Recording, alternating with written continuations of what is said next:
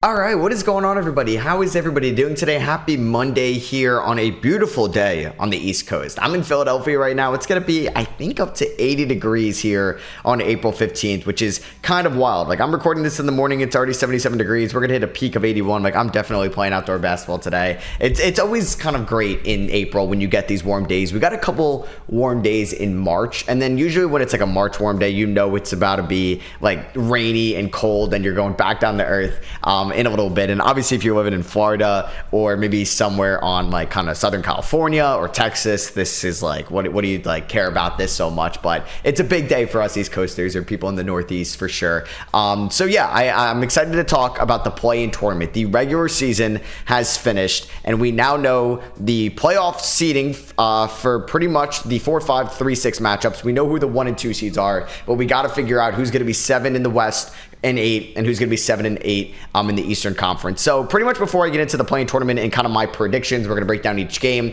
and who I think will be coming out victorious in the 7-8 matchups, the 9-10 matchups, and then a hypothetical matchup for the 8 seed between the results of those two games. We could kind of just talk about the end of the regular season, and it was funny. At least we'll talk about the East first.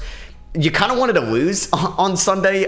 Cleveland ended up losing, so they pretty much are going to avoid the play-in tournament at all costs. They ended up losing to Charlotte. They lock in as the 4 seed. Orlando beats Milwaukee, who also probably wanted to lose to avoid the play-in tournament teams that on paper are a little bit scarier than playing Orlando or Indiana. So Milwaukee falls to the 3 seed. The Knicks, my New York Knicks, ended up as the 2 seed. I knew the Knicks were going to be a playoff team this year. I mean, after last year, they kept their core together. They were going to get a little bit more healthier, and they added Dante DiVincenzo. And then even with the trade with OG Anunoby, I was like, this is for sure a top 6 playoff team in the East. And in January, with Randall and OG on the team, they were one of the best teams in the NBA. And obviously, we're not going to get Julius Randle for the playoffs. And the Knicks, maybe they could have lost to Chicago and they would have gotten the 3 seed, and then they would have gotten Indiana. But the Knicks ended up winning. Tibbs played the starters close to 40 minutes in the final game of the year in an overtime game. I'm sure he loved to do that. And the Knicks are going to be getting the 7th seed matchup. So they're going to get the winner of Miami or Philly on Wednesday night, which you may say that kind of stinks. Like, you'd probably rather go up against Indiana. You'd rather go up against Orlando or Cleveland for sure. The Knicks are a good team though, and I think they'll be okay. But it's going to be a little bit tougher. And somebody that's a Knicks fan that lives in Philadelphia, I cannot take a Knicks Sixers playoff series. I can't. I'm going to be public enemy number 1 here, and I'm not a big fan of Sixers fans, so I'm going to be going at them. I've never had like a reason to hate Sixers fans though, because the Knicks haven't really been good, and even when they were good in 21 and 23, they avoided the Sixers in the playoffs. So yeah, it's going to be intense. I'm actually going away. My mom decided to schedule a family vacation at the start of the playoffs. So Sunday the 21st to Thursday the 25th, I'm not going to be kind of here. I'll be watching the games, but yeah, I won't be in Philadelphia. And if it's Knicks Sixers, I got to go to a game if I'm back enough time and the way the schedule works out, if there is a game here for sure.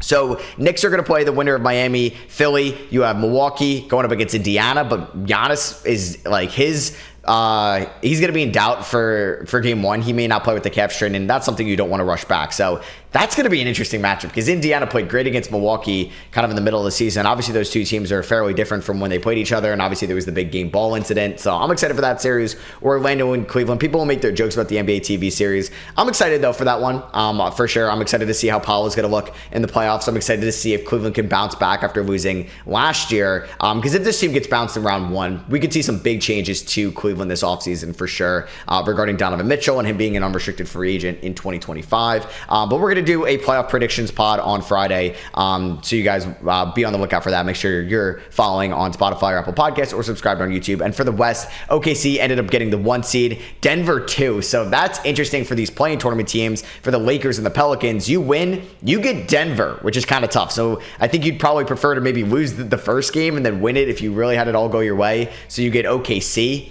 I feel like the Lakers would want that, and I feel like the Pelicans or the Lakers could beat the Thunder in a 7-game series. So there's a lot of parity this year, which I'm excited about. I think Boston is by far the best team on paper, and then you got to give Denver their respect for winning it all last year and still having most of their core together. So besides those two teams, everything is wide open. And like OKC is a phenomenal team, but they're young. They're like the youngest 1 seed ever, and they could definitely go down in round number 1. So it's going to be an exciting round one. We could definitely see some upsets for sure. Minnesota ends up with the 3 seed, so they're going to be going up against Phoenix in round one. I'm sure Phoenix is thrilled about that. They don't have to face Denver because they could have been maybe facing a first round exit as well. And then we got the Clippers and Mavericks. We've seen great playoff series with Luka against these Clippers teams dating back to like 2020 and 2021.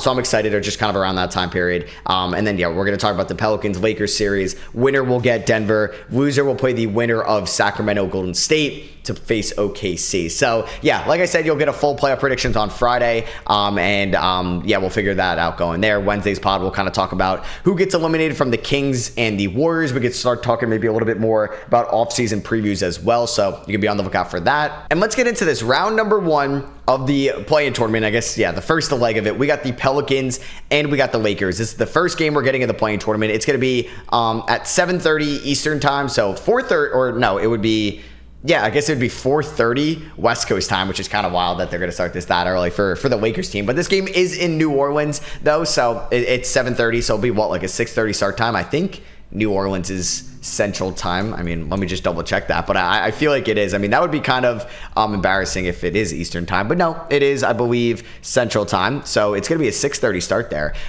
which is cool. But yeah, so we got the Lakers, the Pelicans. The Pelicans are a 1.5 favorites.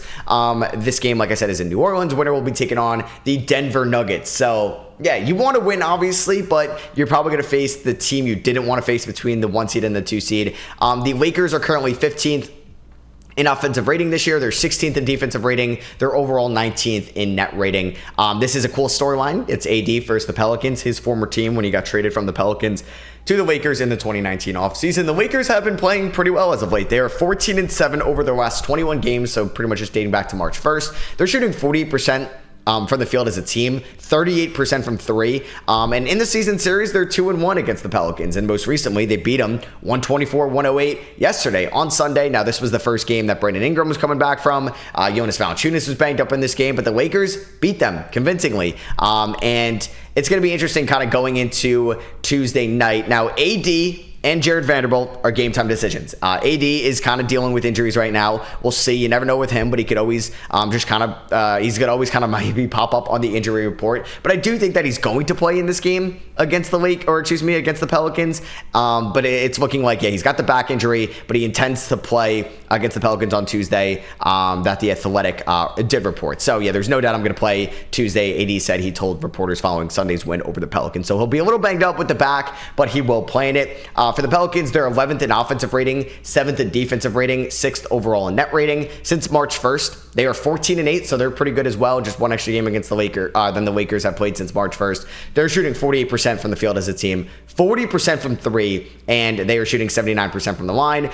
This will be Brandon Ingram's maybe first fully healthy game. I don't know if he was banged up. A little bit of a minutes restriction, a little bit of the game kind of going how it did. Only played like 23 minutes against the Lakers on Sunday. So this will be his second full game since missing 12 games previously from March 22nd to April 12th. So yeah, Zion is averaging 22.8 points, 5.7 rebounds, and 5 assists for the Pels on the year. And then CJ McCollum is averaging 25.5 points, 5.5 assists over the last 10 games. And McCollum is going to have to step up in a big moment here. We haven't really seen him have a big moment with the Pelicans since getting traded there at the 22 deadline. For the Lakers, Anthony Davis is averaging just 25 points on the year. Well, he is averaging 25 points, which is amazing. 12.5 rebounds, 3.5 assists, 2.5 blocks. He's going to finish top 5 in DPOY voting. He's going to be on All-NBA second team, in my opinion. And Rui Hachimura has been on a tear as of late as well, averaging 17.5 points over the last 10 games. For the last 10 games for the Pelicans, they are 5-5. And their offenses look pretty good in those 10 games for sure.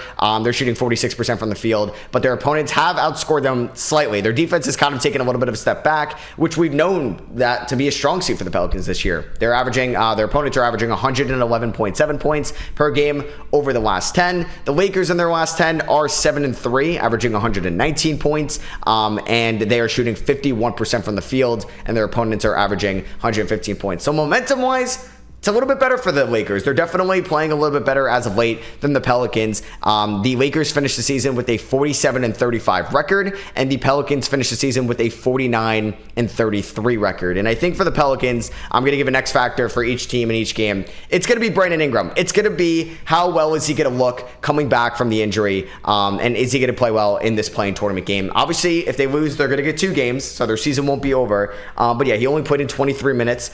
His last game before that was March 21st, played in 21 minutes there, and kind of looked a little shaky leading up to that injury as well. Maybe it was something he was dealing with prior, but yeah, it's like, what Ingram are we getting? Are we getting an Ingram that wants to maybe stick it to his old team, who was in the Anthony Davis trade as well? Or are we going to get an Ingram that's kind of nursing his injuries a little bit? Is he going to be a little bit passive with shooting the ball? I want to see Ingram take 15 shots in this game. I do, at the minimum. I want to see Zion try to bully his way into the paint with this Lakers team, depending on what big man units the Lakers run out there, for sure. And I think for the Lakers, like, it's obviously not going to be Anthony Davis. It's not going to be LeBron James. I don't think it's going to be D'Lo, even though I have no idea what D'Lo we can get, but I think it's going to be Rui Hachimura, who has been playing well, like I noted before, as of late. And are we going to get Rui that could step up as maybe the third option? Is it going to be Rui that could be like right there, like averaging 17 points, 6 rebounds, shooting 45% from 3 on 4 attempts a night over his last 20 games? Are we going to get that Rui Hachimura? I'm not sure, but that's who, in my opinion, I think Ingram, just dealing with the injury, will he take over? Will he be the number 1 on this team and lead them to victory to go up against the Denver Nuggets in round 1 for the Pelicans? Or are we just going to get a banged up Ingram and it's just not going to come through, and this team is just going to try to, I guess, get a little bit more healthy for the winner of the Kings-Warriors game? And then for the Lakers, yeah, I think it's Rui Hachimura. You could also say D'Lo could be an X factor as well. Who's going to step up along with LeBron and AD? Because we know we're going to get those guys are going to step up. They play well in these big games. They're always in the play-in tournament, seems like, and they have a very good record in the play-in tournament as well. So yeah, in my opinion, I think Hachimura and Ingram are the X factors. And in my opinion, this is a tough one because AD's banged up a little bit, but the Pelicans are getting fully healthy now. I like their defense. I mean, in a 7-game series, I'm taking the Lakers to beat the Pelicans, but in a 1 game at home, I think I'm going to take the Pelicans. Yeah, and I think the Lakers, you know, it's just going to happen to them. Like, you don't want to lose this game. Like, you're definitely not trying to lose this game, but it would happen for the Lakers that I think that they would lose this game, they avoid Denver, but then they beat the Warriors or the Kings, and they end up getting the Thunder in the playoffs. So I'm going to go with the Pelicans here. I think being at home does help. Hopefully, the Smoothie King Center is packed out. I'm excited that these teams are relatively healthy because at this time we get these injuries, and obviously we can't really see these teams at full strength, and we kind of get robbed of what we could see in a big game feel. And this is going to be the biggest game feel all year, more than the in-season tournament before we get into the playoffs. I'm going to go the Pelicans slightly beat the Lakers at home, but then the Lakers will go back to the Staples Center for the 8th place game, in which I think that they'll obviously, I'm not going to spoil that, but I think they'll be okay. So yeah, I'm going to go with the Pelicans over the Lakers. I think it's going to be a good game, good defense will be played in this game for sure. Tickets are as low as $25. What are we doing, Pels fans? This is a big game for you guys. I thought the Pelicans could have been a dark horse, like conference finals contender if they ended up in like that 4 seed, 5 seed, 6 seed. Like, I think the Pelicans could beat the Thunder. I do. I think it's possible. It's not impossible. I don't think that they'll beat the Nuggets probably, but I think they could have beaten the Timberwolves, the Suns, the Mavericks, the Clippers, maybe even the Thunder in the playoffs. I just don't like them against Denver, but that's what's probably going to happen if they do win this game. Well, it will happen if they win this game. So I'm going to go the Pelicans over the Lakers in my first prediction of the play-in tournament. All right, and then the other play-in tournament game we are going to get on Tuesday night is the 9-10 matchup in the Western Conference. This is going to be the Warriors going to Sacramento, taking on the Sacramento Kings, 2 Pacific Division teams. The Warriors are 2.5-point favorites. In the season series, it is 2-2, with the most recent game being January 25th.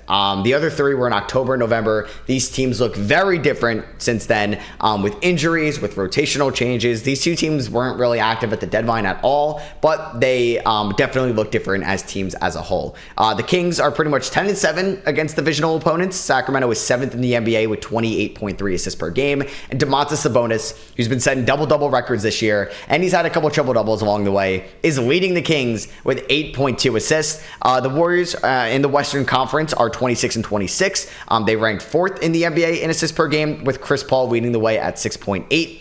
The Kings average 14.5 made three-pointers per game, 1.1 more made shots on average than 13.3 per game. The Warriors do allow. The Warriors, obviously, great three-point shooting team as well, just under 15 three-pointers per game, and they are going to make 1.7 more shots on average than the Kings do allow. So this is going to be like De'Aaron Fox, big game for him. Obviously, these two teams matched up in the playoffs last year in a very exciting 7-game playoff series. There was a Draymond Green, Domantas Sabonis incident. How are they going to go at each other this year?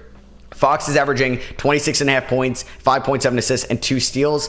Keegan Murray is averaging 18 points over his last 10 games. We'll talk about him in a little bit. And then for like going on the Warriors side of things, Kuminga is averaging 16 points and 5 rebounds for the Warriors in his breakout season. How is he going to play in a big field for the play-in tournament? More, at least, pressure and responsibility he had in the playoff series last year. And Klay Thompson is hitting about 3 threes over his last 10 games. I'm not going to talk about Kuminga as an X factor for the Warriors, but I think this is going to be a big game for him. Could he end up as the second leading scorer on this team? Could he be a nice adjacent number 2 to Steph Curry, or is he going to be fizzled out of this offense? I'm excited to see how maybe the Kings look to guard Jonathan Kuminga, because we know how they're going to guard Steph Curry. So it'll be interesting to see how that works. The Kings over their last 10 games have been struggling, and it goes back to their injuries. Malik Monk and Kevin Huerter are out for the year. It's going to be brutal. I mean, Huerter's out for the year. Monk's going to miss some time. He's out for this game at least. And that was a big thing for the Kings last year, how they ended up as the 3 seed. They were the healthiest team in the NBA, and injuries do happen. The Knicks are banged up. The Bucks are banged up. There's plenty of teams. The Timberwolves have been banged up. There's plenty of teams with injuries right now. So the Kings are going to have to look to respond without 2 of their 3 best three-point shooters. And obviously Huerter has been very inconsistent for them this season. But Malik Monk was in line to win 6th Man of the Year. The Kings are 4-6 over their last 10. They're shooting about 44% from the field. And they've been still scoring a ton. And their opponents have averaged only 104 points in those 10 games. So we'll see how their defense can kind of carry over into a win-or-go-home environment. Like, that's why it's a little bit different than the Pelicans game and the Lakers game, because whoever loses in that game still, like, their season is still alive. But for this game, it's win or go home. I think for Kings fans and Kings as a whole, like, that's a little disappointing being in the play-in tournament after being the 3 seed last year, and maybe thinking running this team back, a year 2 development of Keegan Murray, another year of Fox and Sabonis playing together, that this team could end up, or could have ended up, maybe in the Western Conference Finals if everything went well for them, and they could just lose here in the play-in tournament in the 9-10 matchup. That would be very disappointing. The Warriors over the last 10 games, they're 8-2. They've been playing better as of late for sure, shooting 50% from the field. Their defense has been much better. And overall as a team, they're playing cohesive basketball. Like Draymond Green, when he's not getting kicked out and suspended or ejected from games, he is still one of the more impactful defenders in this league. But in my opinion, I do think that the Lakers have a little bit more to lose, or excuse me, the Warriors have a little bit more to lose, because expectations were still high for this team. I mean, they ended up losing in round 2 last year to the Lakers, but with Steph getting older, Klay in a walk year getting older, Draymond getting older, even with the breakout year from Kuminga and what we've seen from some of these other guys and like the rookies like Trayce Jackson-Davis and Brandon Podziemski on this team, this would be super disappointing. I mean, Warriors fans, the team probably thought they could have won the finals this year, or at least gone to the conference finals. And like the Kings, if they lose in the 9-10 matchup, this is an embarrassing season for the Warriors, who are definitely like hold themselves to higher standards than other teams because they've been the best team in the NBA over the last 10 years. Steph, Draymond, and Gary Payton are all game time decisions. I believe they're all going to play. I think maybe Gary Payton wouldn't, but I mean, like, Steph's going to play. It's looking like Draymond's going to play. But just kind of looking at Gary Payton, I think he's going to be good to go, but we'll see. Yeah, because he missed Sunday's game with a calf injury. We'll see if he's going to go. But hey, they're going to need these perimeter defenders, and Gary Payton could be obviously pretty vital to this team. The Warriors 46-36, the Kings 46-36, but they have a tiebreaker, so they are going to get the home game here. And my X factor for the Sacramento Kings is going to be Keegan Murray. I think it's kind of similar to some of these other like X factors, like for Rui Hachimura. What Rui were we getting? Are we going to get somebody that could be the number 3? Similar thing could be said for Keegan Murray, because the defense has improved this year. And he's going to be maybe switching on Kuminga, Klay, maybe play a little bit on Draymond and Podziemski. How is he going to step up in his second year here in the biggest game in his sophomore season? The three-point shot kind of has taken a little bit of a step back from last year. So someone that has been playing better, though, as of late and Keegan Murray has been hitting threes respectively, but he's had some like 3 for 10 games. Like he did that against OKC. He did that against Brooklyn, but then he bounces right back, shoots at least 50% from 3 against the Pelicans. I don't know. It's just really how the Warriors are going to make him uncomfortable. Will he get good looks? And I think, Keegan Murray is going to be a huge X factor because I'm sure the Warriors are really going to try to let either one of Fox or Sabonis beat them, but not both of them. So the Kings are going to need somebody to step up to be the number 2. And in my opinion, that is going to be Keegan Murray. I think like Harrison Barnes could have a similar X Factor vibe because it's Harrison Barnes, man. Has he proved anything? Really? No. And he's missed some big shots in the playoffs last year against Golden State. So will he maybe bounce back this year in the play-in game? And for the Warriors, it's Klay Thompson, who's been playing much better as of late, which is great to see because, Klay Thompson, like, he's the GOAT, man. He's going to be a legend from like our time period as fans, and his career is coming to a close. This could be his last game ever as a Warrior. It could be. He could leave for Orlando or Philadelphia or some random team in the offseason if the Warriors don't want to pay him. And he's been coming off the bench a little bit over his last 15 games. 10 of them he's started in around 30 minutes a night. He's been great. 21 points, 3 assists, 3 rebounds, 48 from the field, 41 from 3, elite free throw shooter. Are we going to see good defense out of Klay? And if Klay could be on, the Warriors could disrupt the OKC Thunder if they ended up getting in as that 8 seed, because that's the highest that any of these two teams can get is that 8 seed. It's tough, but I think with the injuries of Malik Monk specifically, and obviously Kevin Huerter being out, the Warriors are relatively healthy.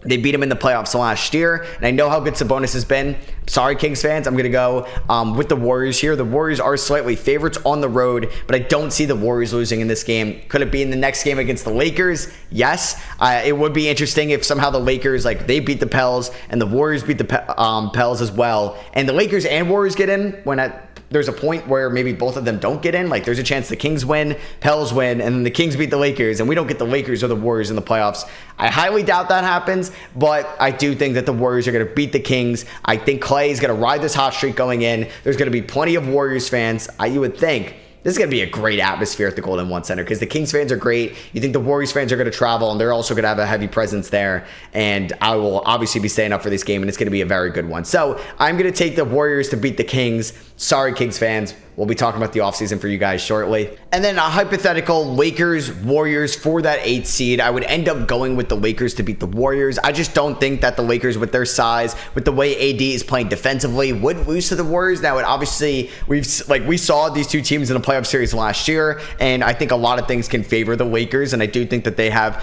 a deep enough team right now with Hachimura playing well. We'll see if Reeves can kind of go back to that 2023 playoff form. D'Lo's had his kind of spurts this year, and we'll see kind of what their defense is going to look like off the bench with Prince. Will Cam Reddish play meaningful minutes in the playoffs? We'll see. But I do like the Lakers to beat the Warriors, and I think it would be a great game. Obviously, I think it would be a fun game, but I don't see the Warriors beating them. I don't think they'd beat the Lakers in a 7-game series, and I don't think that they beat them in for the 8th spot. And we'd get the Lakers versus OKC, and that would make me so tempted to take the Lakers. I don't know. I think if it was the Warriors-Pels, I think I'd like the Pels to win, but I do think that the Pels are going to beat the Lakers, and we're going to see the Pels as the 7th seed. I feel like the Lakers want to obviously make the playoffs, but I think I don't know, man. It just seems like it's going to happen. The Lakers are going to lose to the Pelicans, but be okay with it because then they could beat the Warriors or the Kings and end up getting the Thunder matchup. So yeah, I'm going to go with the Pelicans beating the Lakers. They end up as the 7th seed to take on Denver. The Warriors are going to beat the Kings. Sorry, Kings fans, you get eliminated here. And then we're going to have the Lakers beat the Warriors for the 8th spot to take on the OKC Thunder in round 1 of the Western Conference playoffs. Let's get to the Eastern Conference side of things. All right, so for the East, the first game we're going to get 7 o'clock on Wednesday, Heat 76ers. Man, if I wasn't going away on Sunday and had to plan out so many videos, I think I'd want to go to this game. I mean, tickets are as low as $37. I mean, I'd pay $100 to maybe go to this game. It's going to be a great atmosphere. Sixers fans will pack out the arena. They're really good fans here in Philly, at least passionate about their teams. I know they've had a very love-hate relationship with the 76ers this year. They gave up on them kind of after the Harden deal, and then they were playing so well with Embiid looking like he can go back-to-back in MVP, and then they gave up on them again with Embiid getting hurt. Now they're roped back in. So yeah, right now this game is obviously played in Philadelphia. The Sixers ended up 47-35, got the 7th seed. The Heat finished 46-36. They got the 8th seed. The Sixers are 4.5-point favorites. It's the largest spread out of any game here played in the play-in tournament on Tuesday and Wednesday, which I was kind of shocked to see. Philadelphia would obviously not be kind of, I think, in this play-in tournament conversation if Embiid didn't miss all the time that he did. They were 29-16 when he went out. They were third in the Eastern Conference, and there was a chance they could maybe compete with Boston for the 1 seed. They definitely would have been the 2 seed, in my opinion, though, if Embiid never got hurt. They went 12-18 in the 30 games without Joel Embiid, so they missed them a ton. They dropped out of the top 6 in the Eastern Conference standings, but they did not lose a single game, which I was kind of shocked looking back at this, when Embiid returned. He's averaged 30 points, 9 rebounds, 5 assists, over a steal, over a block a night since coming back in the 5 games. And like I said, they haven't lost. He's averaged around 30 minutes a game. He did miss Sunday's game against the Nets. I think more injury precaution because he is questionable for Wednesday. He's going to be fine. He's going to at least try to play. He's a tough dude. They split their season series. They played in December. The Heat won 119-113. They played again in February. Heat won 109-104. Played in March. I mean, this is without Embiid. And Philadelphia won 98-91. And then Philadelphia beat them on April 4th, 109-105. But Embiid and Jimmy Butler only played in one of the matchups, and that was the April 4th game. So at least the more recent one. But yeah, so there was no Jimmy Butler. There was no Embiid on that Christmas one. And these two teams are going to play tough, man. I mean, it was 2 years ago when Miami ended up beating Philadelphia in round number 2. I went to one of those games, and that was like, just remember watching like PJ Tucker on the Sixers, and like they were just getting out rebounded, and they were playing so much more physical that whole series. Embiid was banged up in that, and that's a thing you're going to get with Embiid in these playoff series. Seems to be banged up a ton. Does. But Miami's getting fully healthy again. Like, they got Tyler Hero back into the swing of things. He's been back for a little bit. Talked about how good Embiid has been, and we're going to watch Embiid's been since he returned, but we're going to be able to watch Embiid versus Bam, which is going to be so much fun because Bam, who's been a Defensive Player of the Year candidate, he finished with a horrible plus minus. He was like a minus 29 in their matchup on April 4th. So Bam, yeah, definitely looked like he was getting outmatched by Embiid, and Embiid was getting fully healthy back, even to the swing of things, and he looked like MVP Embiid from last year. And we're going to see how Bam is going to respond. We're going to see how Spoelstra is going to play against the Sixers. And I think, unlike the Western Conference matchup, you want to win this game. Like, I'm a Knicks fan, but you'd much rather face the Knicks, obviously, than the Boston Celtics, because the Heat definitely know in their mind they could beat the Knicks, and the Sixers definitely know in their mind they could beat the Knicks. Maybe only the Heat think they could beat the Celtics in a 7-game series, but you would rather play the Knicks. Obviously, anybody would say that. Any Knicks fan would say that as well. The Knicks are not better than Boston right now. So, yeah, Maxey has been playing phenomenal this year. Was an all-star. Still had good stats with Embiid out. Obviously, didn't really translate into that many wins, but he did keep them alive. Like, they could have fallen off a little bit more. This game could have been played in Miami. They could have not even had a shot at a top 6 spot towards the end of the year if Maxey didn't keep them somewhat alive, because this team is still not great without Joel Embiid. Like, we can kind of go into my X factors, but like before that, we're just going to the X factor. Like, it's Tobias Harris, man.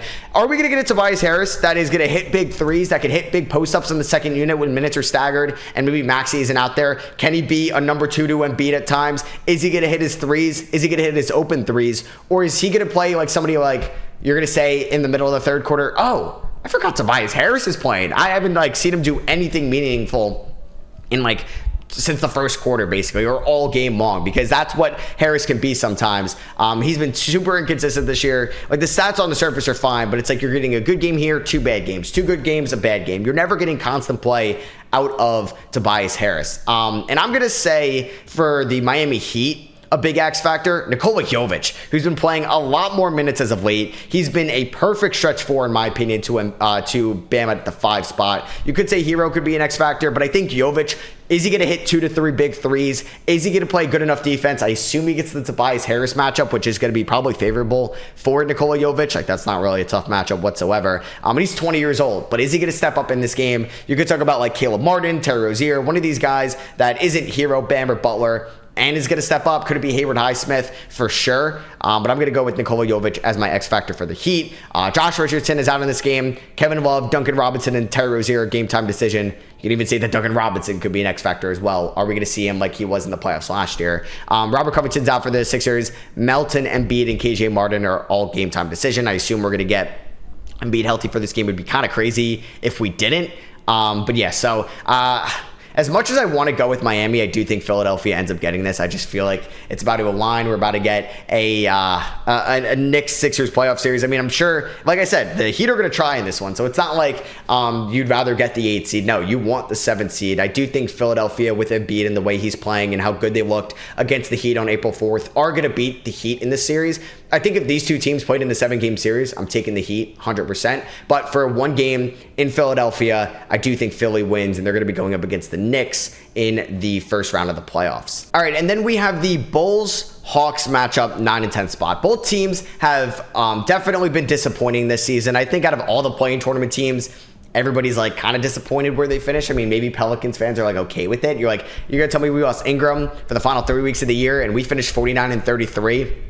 And we're the 7th seed. Like, they may be okay with that, but I think Kings fans are probably pretty upset. Definitely Warriors fans. Maybe Lakers fans are fine with how it is because it's kind of how they've been as of late. But Heat, Sixers fans are like, damn, we were a play-in tournament team. And for the Hawks and Bulls, I mean, maybe for the Bulls fans, like, you probably thought you were going to be around here. That definitely I did. But maybe not at 39 and 43. I mean, Hawks, I thought the Hawks were going to be a top 6 team in the playoffs, and they finished 36 and 46. Definitely a disappointing season for a team that did make it out of the play-in tournament last year. So we're going to get DeMar DeRozan's daughter, like DeAr DeRozan, who was yelling a ton on free throws last year, which was super entertaining, and I'm excited for that this year. And you know what? The Bulls have been playing somewhat better as of late. This game is in Chicago, and the Bulls are 3.5-point favorites. The Hawks have not been good on the road this season, and they're a little bit banged up as well. They're going to be without Jalen Johnson. I believe they're also going to be without Onyeka Okongwu, and Jalen Johnson's been kind of right there in the most improved conversation, and he can do stuff as a stretch four and unlock stuff for that offense that they are going to miss immensely here. And it's not a favorable matchup for Atlanta. Yes, they did get Trae Young back, so they still have a chance at getting out of this play-in tournament because they got Trae, because they got DeJounte Murray, but they lost Sadiq Bey out for the year. And losing Jalen Johnson and Okongwu is going to hurt for this team. We're going to see notable minutes to maybe Bruno Fernando as the backup 5 spot, and that's something the Bulls can kind of unlock. Like, they have Drummond and Vucevic. They could just out-rebound this team a ton. So maybe we're going to see some 2-man lineups out there, and they're going to try to dominate them. And the Bulls still have good players. Like, Ayo Dosunmu is game-time decision. Pat Will's out. Lonzo's obviously out. Julian Phillips, Drummond, and Dosunmu are game-time decisions. But this is a good Bulls team, like enough for a 10th seed, for a 9th seed. Like, they just played the Knicks very hard on Sunday for a team that thinks they can win a championship in the Knicks. And the Hawks are banged up. Like, no Okongwu, no Jalen Johnson, Wesley Matthews, and Clint Capella are game time decisions. You'd assume both of them are going to play. But they have the defense to make Trae Young and DeJounte Murray, their only 2 really notable shot creators, lives out there miserable. DeAndre Hunter is going to be a huge X factor in this game. He's going to come in as my X factor for the Hawks. I mean, I watched the Hawks play against the Heat that was Tuesday night. And Hunter played great in that game. And he actually helped out DeJounte Murray, who was doing so much out there because they're playing notable minutes to Vit Krejci and way too many minutes to Garrison Matthews for sure out there. And especially losing Jalen Johnson, it's kind of tough. I wish we got to see a little bit more from Kobe Buffkin in his rookie year. And obviously AJ Griffin's year 2 has been a disaster. But the Bulls have Carter and they have Alex Caruso, who can make Trae Young and DeJounte Murray's lives miserable out there. They also have Ayo Dosunmu and Kobe White. And Kobe White could win Most Improved this year up there with Tyrese Maxey. And Trae Young, this is only going to be his 3rd game, his 4th game and coming back since the injury that kept him out for a little bit of time. So this is a very favorable matchup for Chicago. I think if I don't know, I'm not going to say the reason Okongwu was out is why I don't like Atlanta, but I think Jalen Johnson, the reason I don't like Atlanta's chances with Jalen Johnson out. I don't. I think if Jalen Johnson was playing this game, I think I'd actually take Atlanta because I think I'd like the momentum of Trae Young coming back, and I don't really think they're missing too much with Okongwu because him and Capella are very similar, and I like DeMar DeRozan on this team. This Bulls team is actually pretty they're kind of a little pesty out there. They're going to be pests and they're going to be kind of feisty, and I think they are going to beat Atlanta and go up against the Miami Heat in the second leg of the play-in tournament. This Hawks team is banged up. They're not deep enough. The Bulls actually have, somewhat of a deep kind of rotation. It's not good. This team thought, probably ownership and GM and the GMs thought that this team could have been a top 6 spot in the East or at least above 500, and they are without Zach LaVine. But Javonte Green has given them quality minutes. I'm not saying Javon Carter is a good offensive player, but he's a solid enough defensive player. And if Drummond plays in this game, and like Dosunmu plays in this game, like I kind of like this for Chicago to win. So I'm going to take Chicago to win at home, beat Atlanta, and go up against Miami in the second leg of the play-in tournament. For Atlanta, I mean, their X factor, it's tough because like it would probably be Jalen Johnson, or no, I talked about it being DeAndre Hunter. And for the Bulls, their X factor, it's probably going to be Vucevic. Like, can he kind of go to work on Clint Capella? We've seen Vucevic be kind of horrible at times defensively. Will he be able to hit threes offensively? Because it looked horrible on Sunday against the Knicks. I'm going to go X Factor, Nikola Vucevic for the Bulls, Hunter for the Hawks. But I do think Atlanta loses this game to Chicago. And lastly, just pretty much thinking Miami versus Chicago. I mean, I do think Miami ends up winning it. I do think that